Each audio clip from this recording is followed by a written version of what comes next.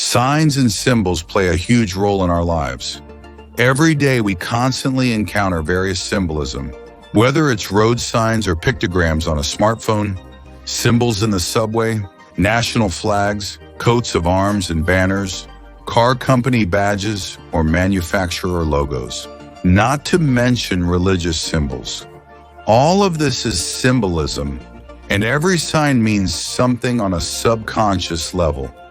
Each symbol evokes a certain association in us and provokes a particular action. You are on the channel Era of Disbelief with Mikhail Khomyakov. And today we will try to figure out what meaning is actually encrypted in such a seemingly banal symbol as the cross. Why is it exactly this symbol that represents divinity?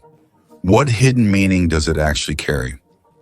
And why is it exactly this symbol, in its various forms, that is chosen as a sign by the majority of religions and organizations? It would seem that the answer lies on the surface.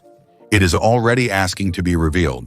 However, don't rush, it's not as simple as it seems.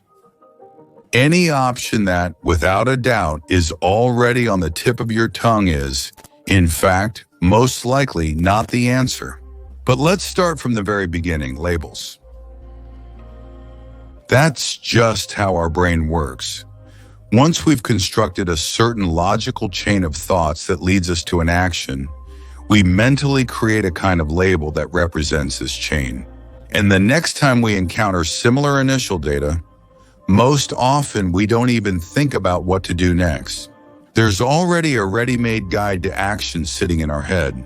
This is a wonderful mechanism that allows a person, and in fact any other living creature, to react almost instantly to changing conditions in life. And this significantly saves our time. Moreover, for us, a trigger can be anything. Color, smell, music, or their combination, or even some kind of image. Well, for example, a driver who is driving at high speed on the road, just catching a glimpse of a speed limit sign, instinctively hits the brakes right away.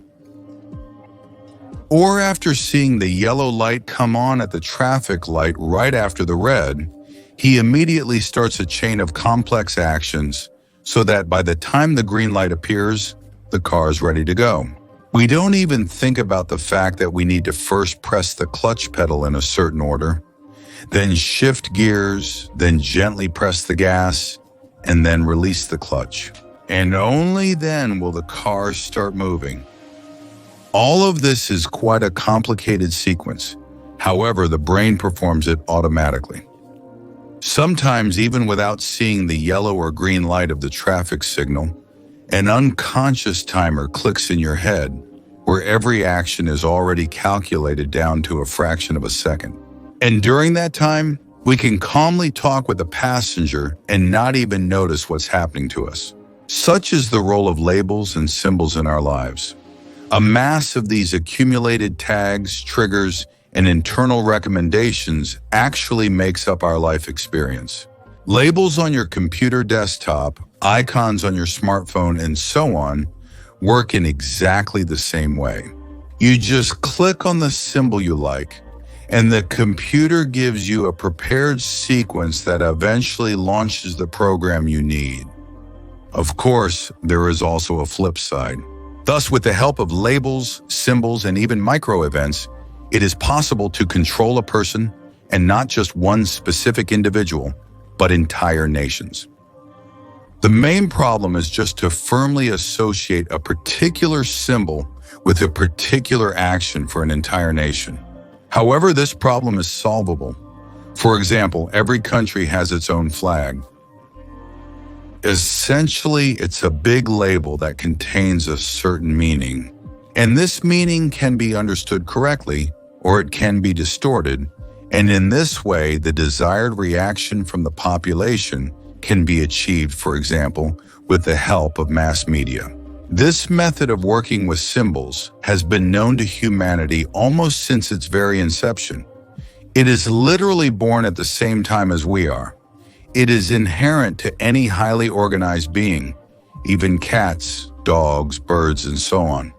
This is a mechanism of nature. A human has simply perfected the use of symbols. In every sign that we use, there is meaning, a sense. And the simpler the symbol itself is, the fewer unnecessary details it has, the more understandable it becomes. And the more people who can read and see its message, the more significant this symbol becomes for humanity as a whole. And while the meanings of national flags sometimes have to be explained, for example, road signs are intuitively understandable to any civilized person on the planet. Civilized. Of course, some Aborigine who has spent his entire life somewhere in the Brazilian jungle is unlikely to understand the meaning of a pedestrian crossing sign. However, even he will see a schematic image of a person in it and realize that this sign is saying something about people. Perhaps a warning or a recommendation. Another good example of understandable symbols is the signs for Olympic sports or prohibition signs in public places. But all these methods, the icons, imply one essential condition. The person must be aware of their meaning. If we want a sign to work over a large area, we must first explain to the people living there what this sign or symbol means. This is how, for example, various traffic signs are created. But in a similar way, secret teachings also appear, which draw your attention to certain external symbols, like the 5 corners of buildings, and explain their meaning. Otherwise, it simply won't work. Without understanding the meaning of the symbol in your mind, the reflex needed by the manipulator won't work, and you won't perform the required actions. You simply won't know what is expected of you. But after a person has learned the basic principles of constructing symbols, he already begins to understand even those signs whose meanings have not yet been explained or even shown to him. For example, the no smoking sign, or on the contrary, a designated smoking area, or the sign for fragile item, handle with care. It's unlikely that anyone explained the meaning of these signs to you, yet most people understand them even when seeing them for the first time in their lives. Moreover, anyone can create their own symbols, and depending on how well they match commonly accepted rules and meanings, other people will easily understand your sign. Well, or they won't understand. All this is thanks to the basic principles of symbol formation that are instilled from childhood, and the default basic meanings accepted in society. But what if you speak different languages? What if you live on different continents and have completely different cultures? That will make understanding much more difficult. However, some basic meanings will still remain. Well, for example, we are all humans, and a schematic image of a person as a circle and 5 sticks will still be understandable. The basic aspects of human life will also remain understandable. Birth, pregnancy, eating, drinking, water, death, and so on. All of this can be depicted schematically in such a way that it would be understandable to absolutely any person on the planet.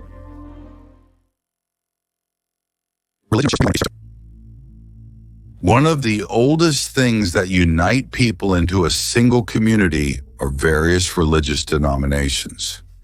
And here it would seem the symbolism should be as clear as possible to as many people as possible, without words, without additional explanations, without instructions for use. That's how it should be because it's logical, at least up until this point. The more mass appeal a symbol is supposed to have, the broader the layers of society it covers, the more simplified and understandable it becomes schematically. That's how it should be. But everything changes when we start talking about religion. It would seem that here are these communities, carrying their teachings and ideas through centuries and millennia, across countries and continents. It should be as clear as possible. And some religious symbols are indeed understandable without words. Well, for example, the yin-yang symbol, unity in the struggle of opposites. In any darkness, there is a drop of light, and in any very beginning of light, there is a drop of darkness. It's clear, literally without words. However, for some reason, this symbol did not gain widespread popularity around the world. But in most religions and beliefs, one of the main symbols, signs, and labels characterizing faith in God is the cross. This is very strange because the logic of symbols should simplify them to the most basic geometric shapes. A line, a triangle, a square, a circle, a dot. After all, there are many ways to represent the Almighty God in any religion with any simple figure and agree on what it will signify. As we've seen, this isn't hard. You just need to raise the younger generation for several years with the symbol you want. However, for some unknown reason, the cross became such an ancient symbol. So let's try to understand what we actually know about the cross.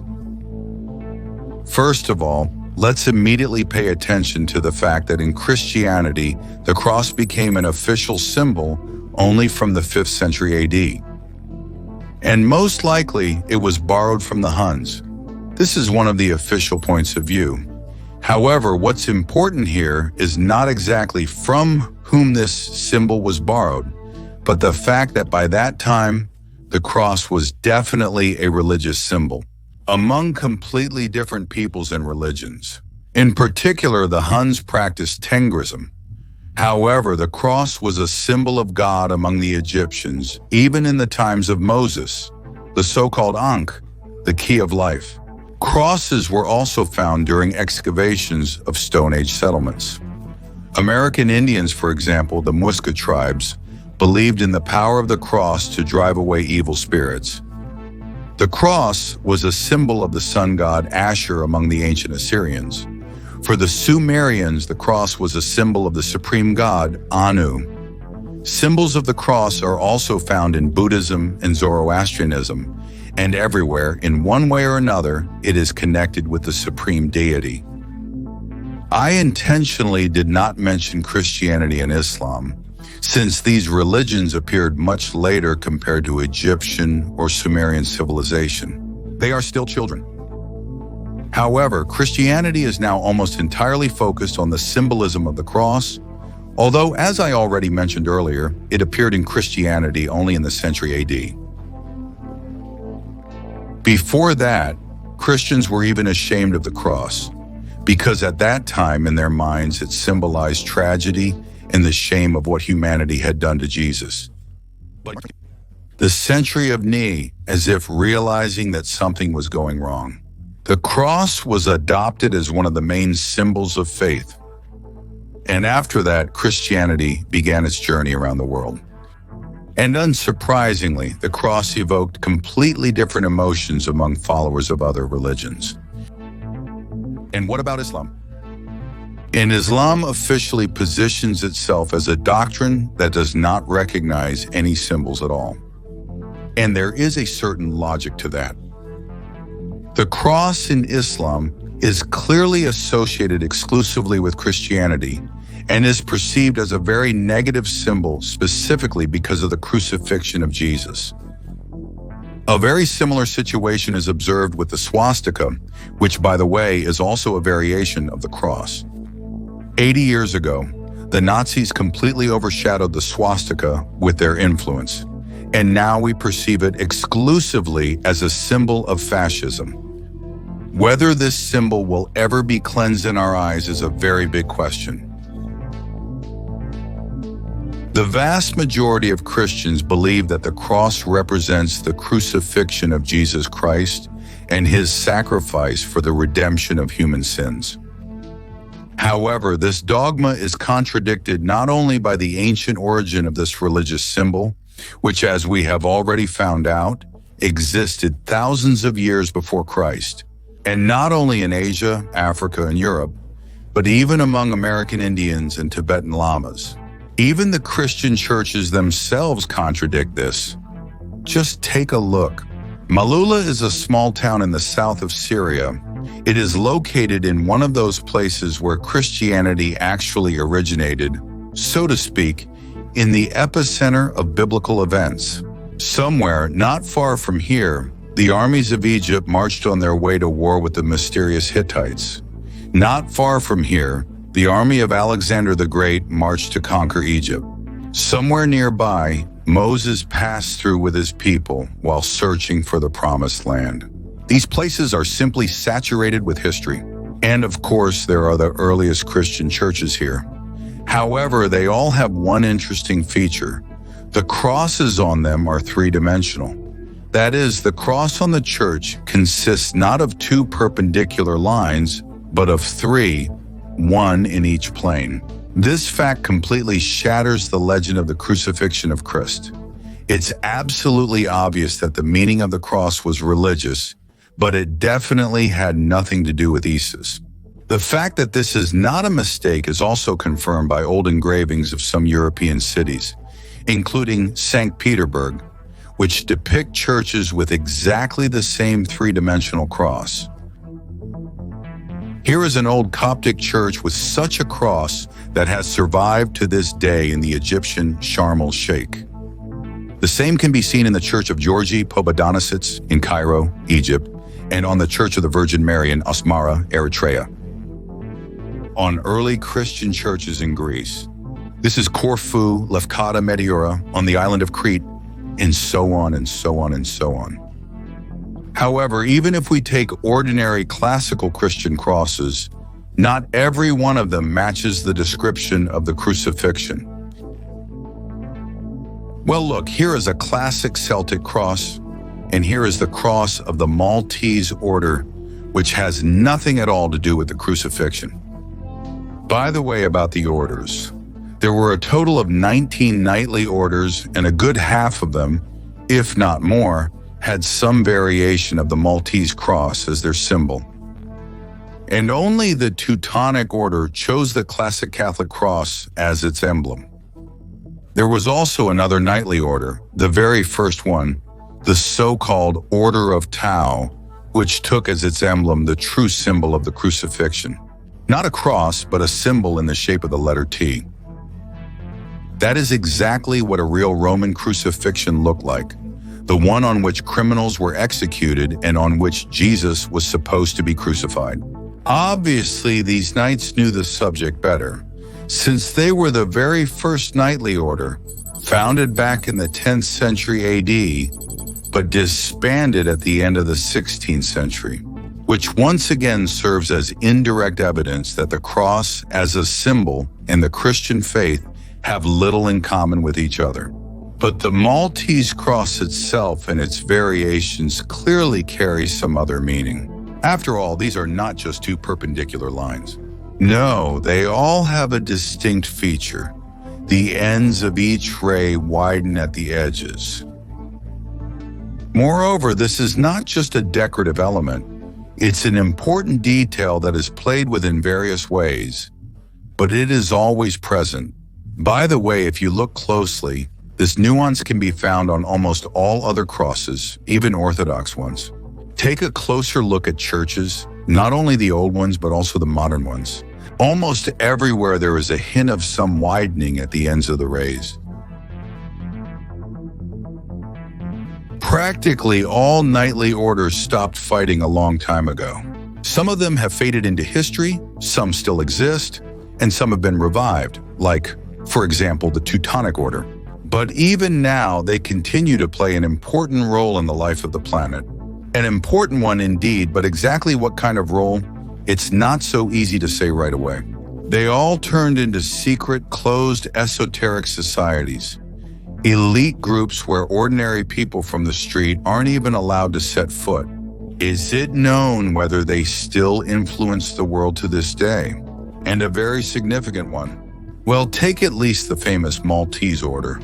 They accept emperors into it, for example, the emperors of Russia, or major capitalists, counts, princes, the elite, in a word. At the same time, the creators of these societies, fully understanding the inevitability of the question, why is the cross exactly this shape, most often answer in the style of our favorite scholars, it's just a symbol, it has no physical meaning. Thus, an interesting picture emerges. On the one hand, the cross is used almost all over the planet as one of the main symbols. Not only religious ones, but also as a sign of belonging to a certain elite, to some closed higher society like knightly orders. On the other hand, this is not the simplest or most obvious symbol, at least not for the average person. Perhaps that is why the Christian Church conventionally placed Jesus at the center of the cross, in order to thus eliminate the very possibility of a puzzled question: what in fact does the cross mean? A time capsule? The human mind cannot tolerate emptiness. If he doesn't know the answer to a question, willingly or unwillingly, he'll keep searching for it until he finds an option that satisfies him. And here, everything depends on the level of education and outlook of the person who is searching for it. For some people, a simple phrase like "the cross is just a symbol" is enough. Others go further and subconsciously realize that it's not that simple, that it must mean something. And this something is definitely connected to something universal on a divine level. Maybe it's the 4 cardinal directions, maybe it's 8 directions, maybe it's the number of dimensions, or maybe it's the connection between the living and the non-living. Someone claims that these are some kind of receiving antennas, and I have to say that such an explanation deserves special attention. However, there are thousands of versions, because the true meaning was either lost back in the times of the Sumerians, or is being very carefully concealed, and this third option is perhaps the most interesting one. Do you know what a time capsule is? It's a kind of message sealed for future generations. I'm sure many people have sent one, especially in childhood. When you're little and naive, you're always dreaming about the future, and sometimes you want to send something from the past to your older self. You seal your message and write, "To be opened in 10 years or in 50. And this isn't just a childhood pastime. Such capsules are sometimes sent by serious people, and even by the government. In general, it's a pretty popular thing, but that's not exactly what we're talking about. Imagine you want to pass on a jet engine blueprint to your grandson, but the problem is that your son is only a couple of weeks old. Years have to pass before he grows up, finds a wife, and they have your grandson, who also needs to grow up and learn. Before he can read the engine blueprint and build a plane using that design. But by that time, you will already be gone. How do you encrypt a message? After all, you don't even know what language your grandchildren will be speaking by then. However, there is a solution. You can instill in your son a kind of cargo cult, where the main symbol is that of jet propulsion. Right now, your son won't understand anything. He'll just memorize the symbol in the form of a jet engine and start keeping it. He might even worship it. And only after hundreds of years, when the civilization of your grandchildren reaches the necessary level, will your encoded messages become understandable. Of course, this is just a beautiful analogy. However, the facts are obvious. The cargo cult is truly inherent to human nature. This time, the cross, especially the three-dimensional one, is not a figure that is easy for anyone to understand, but nevertheless, in many religions, it is in one way or another associated with God. That's 2. Well, thirdly, look at how much different hidden knowledge has begun to be revealed to us lately. Our development is the exact reason for that. A vivid example was given by me a couple of minutes ago. Crosses, especially Orthodox ones, look very much like receiving antennas. One of the first to notice this was Andrei Sklyarov, for which he deserves great gratitude. He believed that with their help in churches, it was possible to receive the eye of God at a certain frequency. Some kind of radio transmission. Unconditionally, such an option is quite possible, but you probably wouldn't have made a television antenna your symbol then, right? Something doesn't add up here.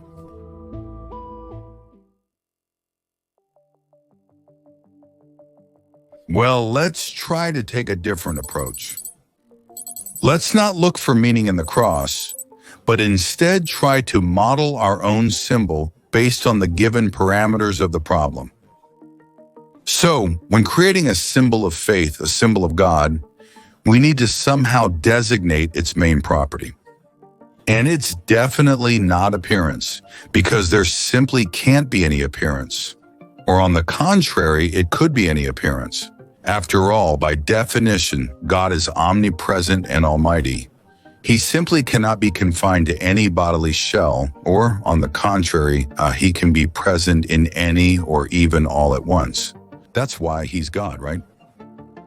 Then our symbol should represent his qualities, recognizable qualities, obvious main ones, and at the same time, those that belong to no one but him. The only thing that immediately comes to my mind is creation, as it's written in most dogmas. The creation of the world is truly a miracle. The creation of matter from nothing, from emptiness. But is that even possible? Seriously, jokes aside. But even Lomonosov said that nothing disappears into nowhere and nothing appears out of nowhere. There must be something? Yes. Yes, actually, any physicist will tell you that energy doesn't disappear or appear. It only transitions from one state to another. Although, yes, quantum physics. Quantum field fluctuations cause the spontaneous appearance of virtual particles. The fluctuation of some invisible field causes the random appearance of imaginary particles. That's nonsense. But if, instead of a mysterious quantum field, you substitute the ether, which has an infinitely small density, then everything starts to fall into place.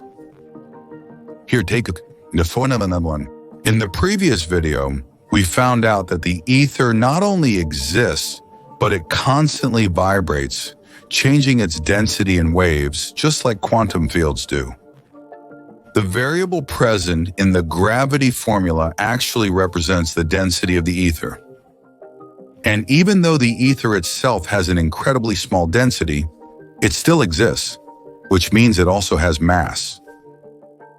This is much more logical. Instead of emptiness, there is ether, which has mass, even if small. And here the question about the seemingly appearing out of nowhere imaginary quark particles falls into place. No, they don't come from nowhere, from ether fluctuations. It becomes clear where so-called dark matter in the universe comes from, and it's not dark at all. It's ether from which the cosmos itself is literally made. And even though its mass is extremely small, it still exists.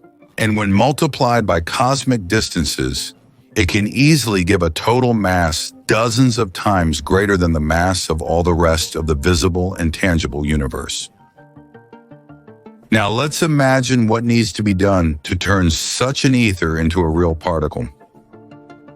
Of course, the ether needs to be compressed, condensed millions of times, and that's when the miracle will happen. Out of nothing, matter will appear, an atom will form, mass will emerge, and there will be a stretching of the ether's space at distances close to the atom. As a result, the effects of gravity, charge, and other quantum features will arise. But this is exactly the act of creation, the divine providence. Well then, let's try to visualize this process. Let's create a certain space, conditionally dividing it into sectors. Something like this. We can scale it to any size, but in this case, this is enough for us. We're just making a diagram, which means we need to use the minimum number of symbols and signs. Now let's try to compress part of this space into a single point, essentially causing a collapse. The model clearly shows how the tension vectors change in our area, and suddenly space itself draws before us a three-dimensional cross, enclosed within Maltese crosses, just like the ones we see in various orders, in different religions. Crosses with arms that widen toward the ends. So, what do we get? The cross is just a diagram, a visual drawing of the process of the creation of matter. Yes, that option suited me quite well in almost every way. He is fully responsible for the dakas. It simultaneously represents the omnipotence of God the Creator and the process of creating matter and, in fact, the entire visible universe literally out of nothing, out of ether. However, one question remains unsolved for me. If this is truly a sign of creation, a symbol of God, then who is supposed to see it? For whose eyes was it made? And by whom?